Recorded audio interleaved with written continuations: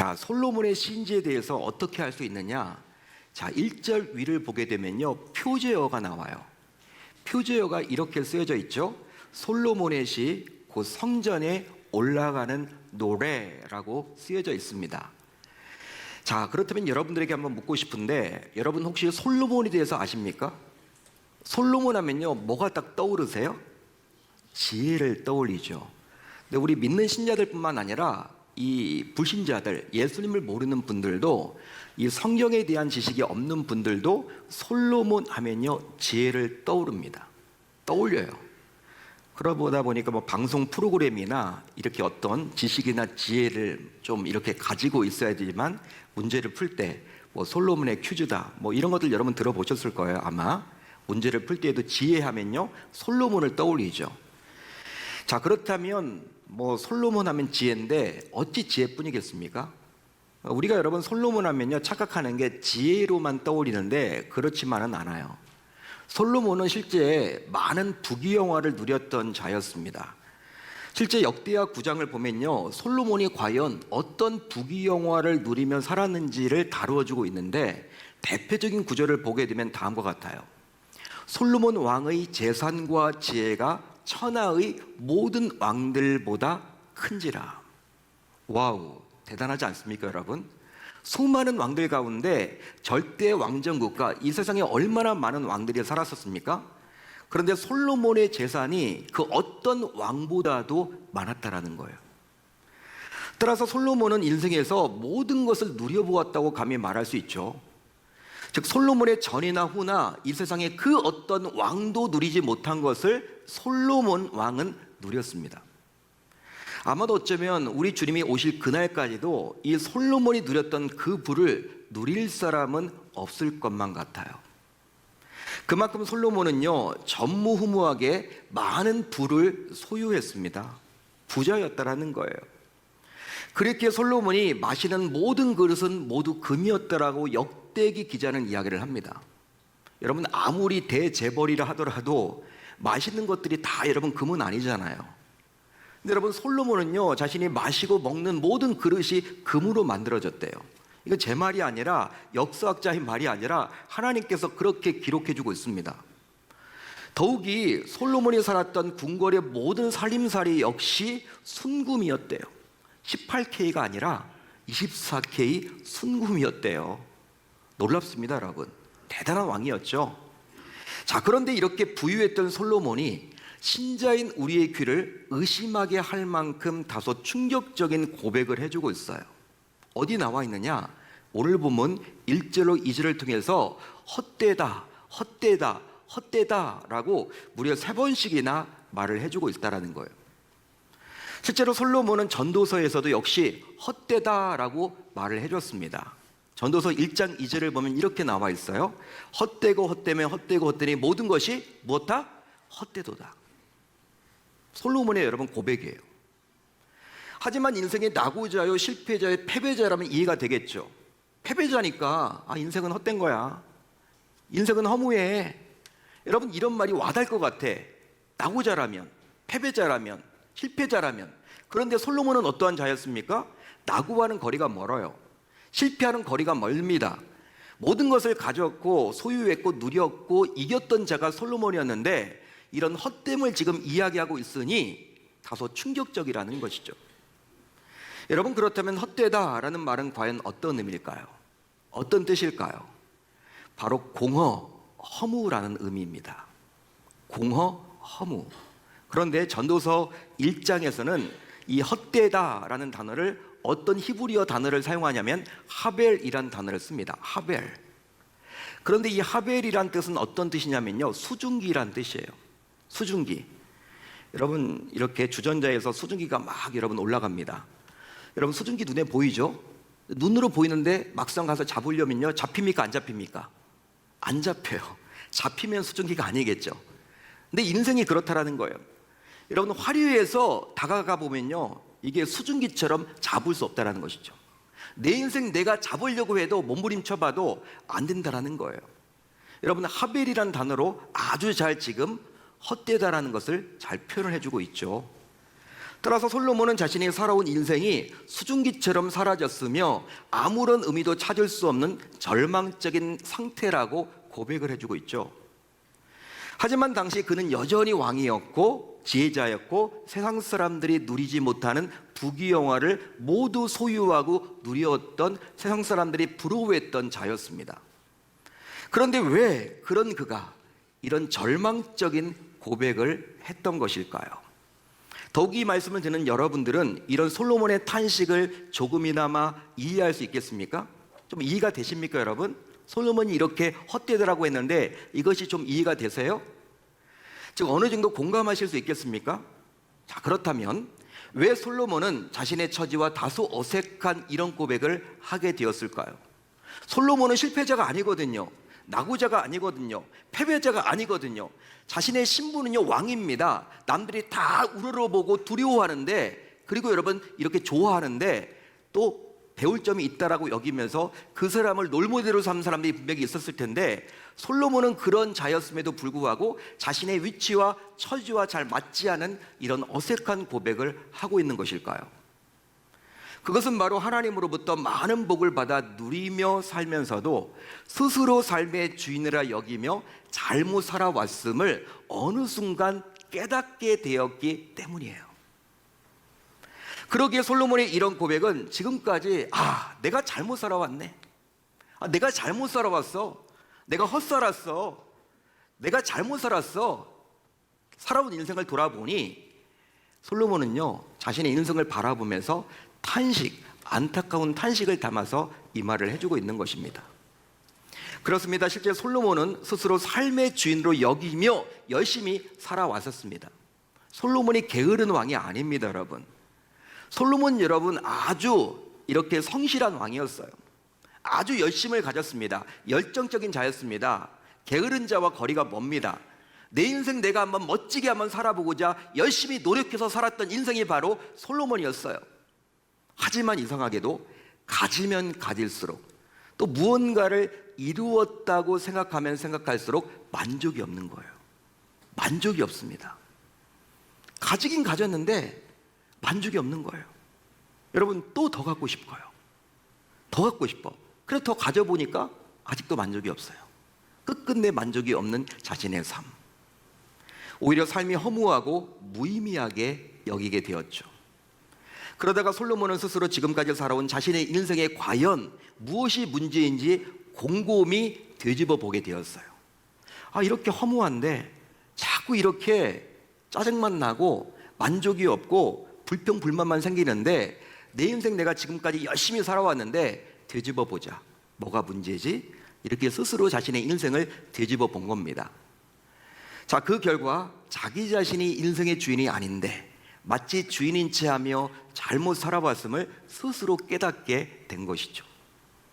한마디로 솔로몬은 자신의 주인이 아닌데 주인 노릇을 했더니 결국 헛쓰고 헛된 인생, 실패해서 벗어날 수 없다는 것을 스스로 깨닫게 된 겁니다.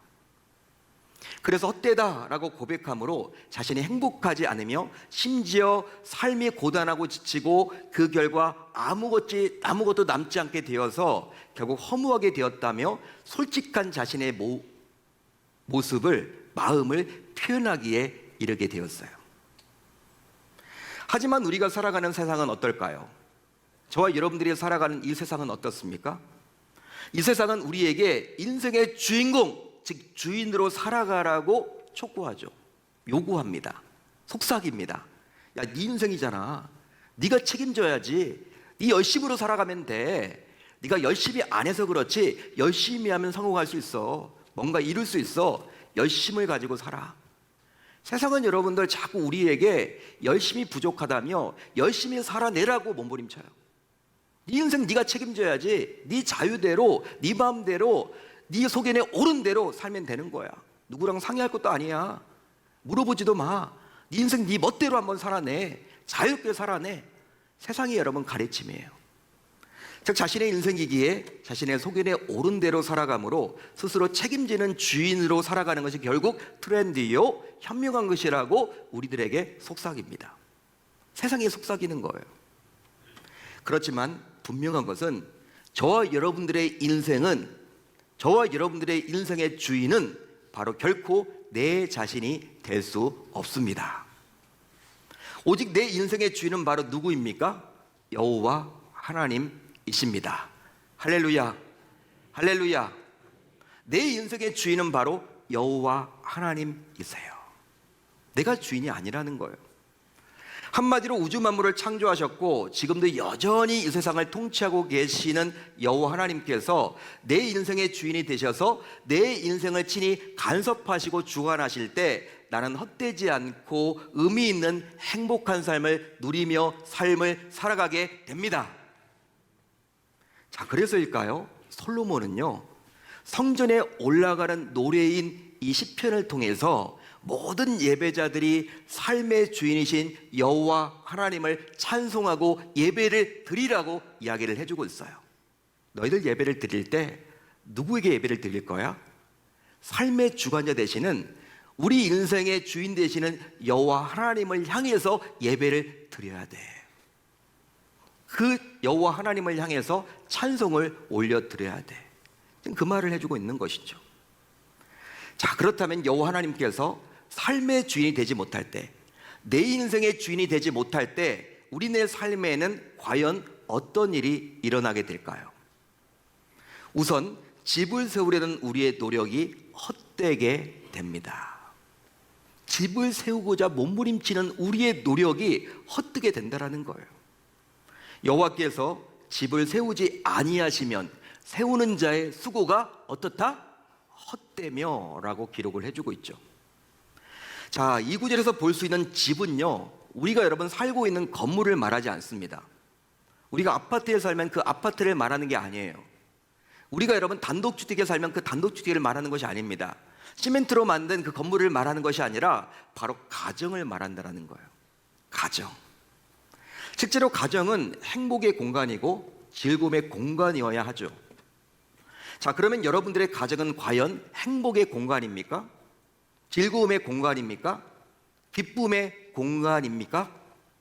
만약 그렇지 못한다면 그 이유는 과연 무엇 때문이라고 생각을 하십니까?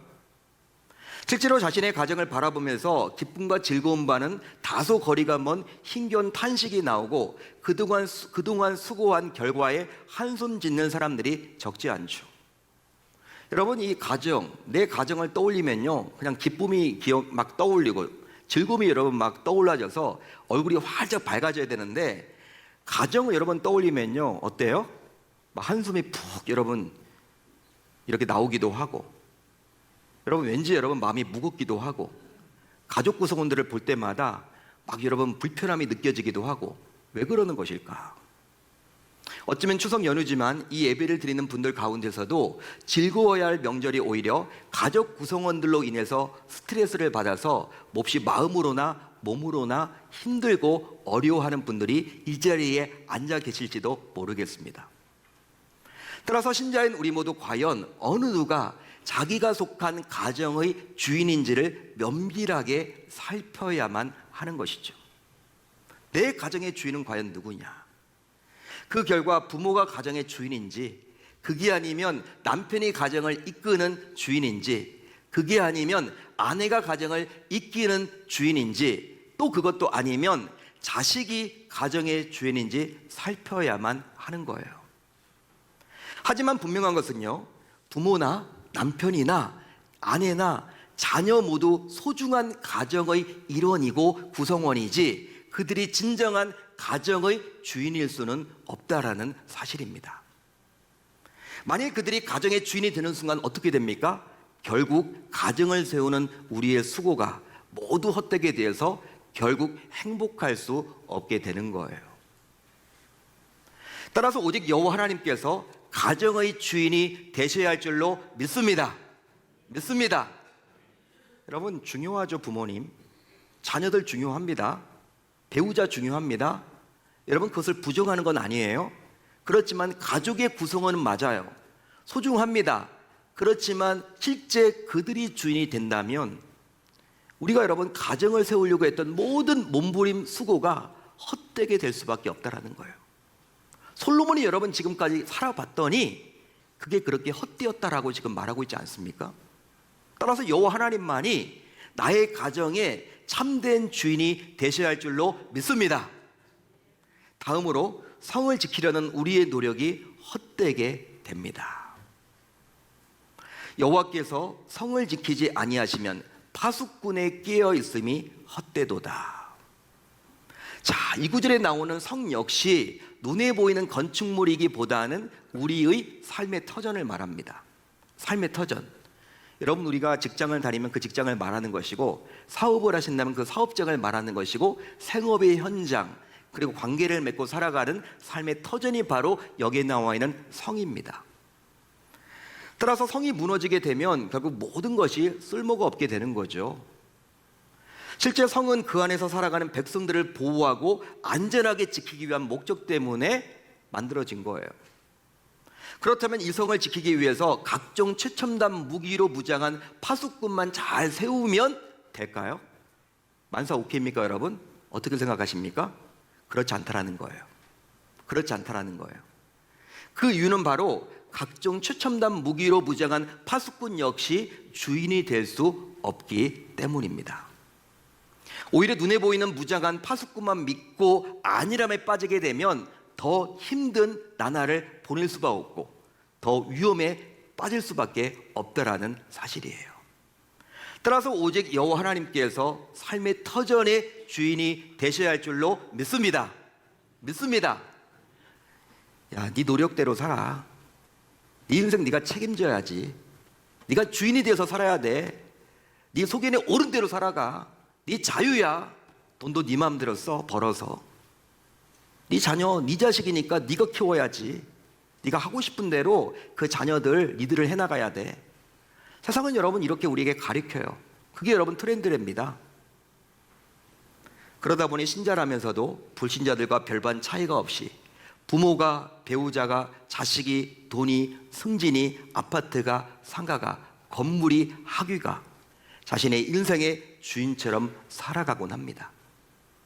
하지만 우리의 모든 노력과 수고가 헛되지 않고 진정 행복하게 살아가기 위해서는 가짜를 진짜 주인인 척 믿고 살아가는 이런 미련한 짓을 해서는 결단코 아니 된다는 거예요.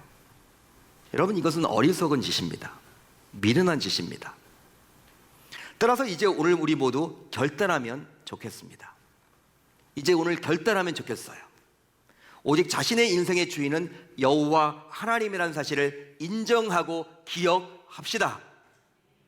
그리함으로 인생 주인은 여호와 하나님께서 친히 일하시도록 해드립시다. 그러기 위해서 이제 우리 모두 인생 주인인 여호와 하나님께 모든 것을 맡겨드립시다. 바로 우리가 맡겨드릴 때 그분이 일하시기 때문이죠. 그 이후 우리가 할 일이 있어요. 바로 무엇이냐면 참된 주인인 여호와 하나님이 하실 일을 기대하면 됩니다. 우리는 기대를 하는 거예요. 아, 그분이 어떻게 내 인생을 이끌어갈지, 내 자녀들을 이끌어갈지, 내 생업을 이끌어갈지, 내 가정을 이끌어갈지 우리는 기대하면 되는 거예요.